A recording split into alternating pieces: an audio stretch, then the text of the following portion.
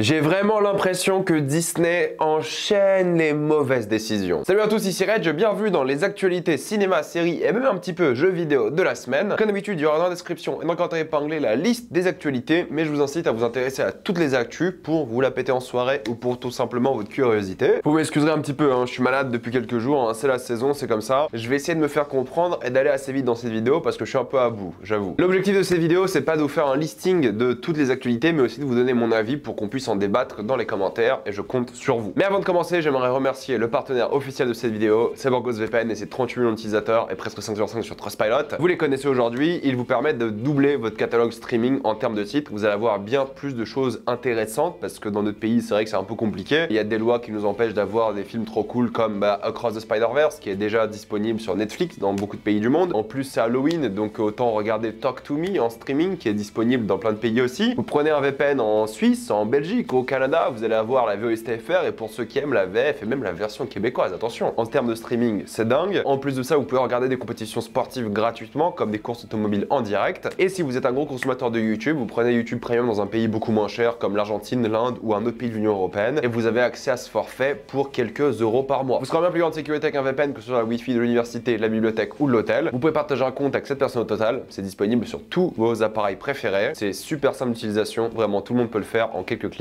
Vous pouvez essayer par vous-même car vous êtes satisfait remboursé sous 45 jours. Vous avez une assistance technique en français 24/7. Utilisez le lien dans la description, dans le commentaire épinglé afin de vous abonner à BorgosVPN et bénéficier de 83% de réduction plus 4 mois gratuits. Foncez sur l'offre. Première actualité assez intéressante, c'est que la Gen Z, la génération Z, du coup, les gens nés de 96 à 2005, donc j'en fais techniquement partie, à 48% aux États-Unis ne veulent plus voir de sexe dans les films et les séries. Ils veulent d'ailleurs se concentrer sur les relations platoniques dans ces œuvres-là. C'est un peu bizarre de le dire comme ça, mais j'ai toujours défendu les scènes de sexe dans beaucoup d'œuvres. Parce que oui, il y a des séries, des films, surtout on pense à des séries Netflix à la con et tout, où il y a beaucoup de ce genre de scènes de sexe pour attirer du public, pour les faire regarder. On est d'accord que c'est un peu accrocheur le sexe, ça vend, mais dans beaucoup d'œuvres, et c'est là que les gens confondent, il y a du sexe de manière extrêmement utile, qui raconte quelque chose pour les personnages, qui crée une ambiance dans un film ou dans une série, et en général c'est plus qu'utile. Je dis pas que c'est tout le temps le cas, j'ai une vidéo d'ailleurs dédiée à ça, et je suis d'accord avec la Gen Z quand ils disent qu'il faudrait ne plus en avoir des inutiles, les scènes où ça sert à rien, je suis d'accord, mais au fait beaucoup de gens en profitent, surtout sur Twitter par exemple, dès qu'ils voient une scène de sexe, ça les énerve. L'exemple le plus récent c'était par rapport à Oppenheimer où les gens étaient pas contents par rapport aux peu de scènes de sexe qu'il y avait dans Oppenheimer, alors que dans Oppenheimer elles étaient plus qu'utiles. Et je trouve que l'aspect où on se concentre plus sur les amitiés que la relation amoureuse est intéressant, dans le sens où c'est vrai que dans les films et les séries maintenant il y a beaucoup moins de grandes histoires d'amour. À une époque quand même tous les films avaient une grande histoire d'amour et c'était un peu une obligation presque. Là c'est plus le cas, il y a beaucoup d'histoires d'amitié, c'est cool aussi, mais c'est qu'on a un peu délaissé l'histoire d'amour et on se concentre beaucoup plus sur d'autres choses dans les films et les séries. Les choses ont évolué et c'est vrai qu'il y a une part de romantisme qui a un petit peu disparu, j'ai l'impression. Pour moi un artiste devrait faire autant de scènes de sexe qu'il veut si c'est utile à l'histoire, si c'est utile à l'ambiance, au personnage, si ça sert à un propos de l'œuvre. Celles qui sont là de manière aguicheuse juste pour mettre dans les bandes annonces et juste pour que les gens restent, on les connaît, on les reconnaît et c'est vrai qu'elles servent pas à grand chose. Mais j'aurais tendance à dire que les scènes de sexe inutiles sont une très grande minorité, et oui, dans beaucoup d'œuvres. Je défendrai les scènes dans énormément d'œuvres parce qu'ils ont souvent une réelle utilité. C'est peut-être ça une grosse opinion populaire que j'ai. Jean-Claude Van Damme voulait jouer dans Fast and Furious, mais Vin Diesel a refusé. Ça me fait rire parce que Vin Diesel doit penser qu'il est plus grand que JCVD. Certes, la saga Fast, d'accord, mais JCVD, c'est un niveau de culte que Vin Diesel n'aura peut-être jamais. Et le fait de l'avoir refusé, peut-être c'était pas dans ses plans, mais en connaissant Vin Diesel, j'y vois aussi un petit peu de jalousie. Non pas pour faire de la psychologie de comptoir, mais c'est vrai que la saga Fast and Furious n'a pas créé des acteurs iconiques, ou très peu. Mission Impossible Dead Reckoning partie 2 change de titre, il ne s'appellera plus comme ça, on n'a pas encore le nouveau titre, ce qui est un peu étrange vu qu'on la partie 1 était clairement une partie 1 qui s'est finie comme une partie 1, mais au moins ça se finissait comme un vrai film, c'est ça l'avantage. Le titre va changer et le film est décalé d'un an, c'est normal, grève des acteurs évidemment, problème avec le Covid à l'époque, ils ont pas pu tourner le deuxième film en intégralité comme ils souhaitaient à la base, que des galères, donc forcément ils ont décalé le film d'un an. Triste parce que le film était un flop cette année pour le coup, parmi les plus grosses pertes de l'année en termes de box-office et c'est un peu dommage. Et je pense du coup, à moins que le prochain soit un énorme carton, que ça serait à la fin de la saga. De toute façon à la base ça devait l'être, mais il avait dit qu'il voulait en faire plus. Mais je pense que là c'est un peu la fin. Ça dépendra du succès du prochain. Black Phone 2 sortira en juin 2025. Écoutez, Black Phone 1, j'ai trouvé le film assez oubliable, pas mauvais, mais pas non plus un film à conseiller, surtout pour les fans d'horreur qui ont vu bien mieux. Mais la suite sortira. Pourquoi? Je ne sais pas. Est-ce qu'il y a un intérêt? Je ne sais pas non plus. Le concept pourrait être réexploité, mais ça s'arrête un peu là pour moi, quoi. Je suis pas impatient de voir ce film. Pour rappel, le prochain film d'Edgar Wright sera une adaptation du bouquin Running Man. Le tournage devrait commencer en début d'année prochaine. Et évidemment, vu que c'est Edgar Wright, j'ai trop hâte de le voir. Five Nights at Freddy's, dont j'ai parlé sur la chaîne récemment en critique, qui sort le 8 novembre en France, est un énorme carton au box-office. C'est le meilleur carton de l'histoire d'Halloween, si si je dis pas de bêtises, avec 130 millions au box-office international. J'ai mon avis sur le film, mais ce qui est super intéressant, c'est que c'est un énorme succès. Pour le mois d'octobre, c'est un gigantesque carton, même pour une adaptation de jeu vidéo, c'est colossal. Budget déjà rentabilisé, le budget du film est à 25 millions. D'ailleurs, il avait rentabilisé avant même la sortie du film, juste avec la vente des droits streaming. Mais ce qui est intéressant, c'est que le film est sorti en simultané. Le film est déjà dispo en ligne pour les pirates d'entre vous. C'est pas bien, je le répète, pour des raisons légales, mais c'est surtout disponible aux États-Unis sur Peacock. Et pourtant, aux États-Unis, il cartonne. Donc le film est dispo à la maison pour plein de monde, mais les gens vont le voir en salle. Encore une fois, l'expérience salle est bien plus importante. Et la preuve est que les gens vont se déplacer en salle si le film les intéresse, même s'il est disponible à la maison. Et gratuitement, c'était juste disponible en streaming sur Peacock sans devoir payer un supplément, ce qui est fou. Le Garçon et le Héron, dont j'ai aussi fait ma critique récemment, est sorti un peu partout dans le monde cette semaine, sauf au Japon. Il était déjà sorti il y a quelques mois. Juste au Japon, il avait rapporté 56 millions de dollars. Le budget, c'est un peu compliqué parce qu'on sait que c'est le film probablement le plus cher de l'histoire du Japon et le budget sera aux environs de 50 millions. Donc en théorie, avec la sortie internationale, il y a de fortes chances que le film soit un vrai carton. Ça fait plaisir parce que le film est magnifique et le jour où les films du studio Ghibli commencent à flopper, le monde ne les méritera plus. Killers of the Flower Moon continue de flopper avec son budget de 200 millions et uniquement 85 millions au box-office international. J'ai expliqué la semaine dernière pourquoi c'est pas grave qu'il flop en soi, et la vérité est là, c'est qu'au box-office, c'est un flop. Mais encore une fois, c'est ok.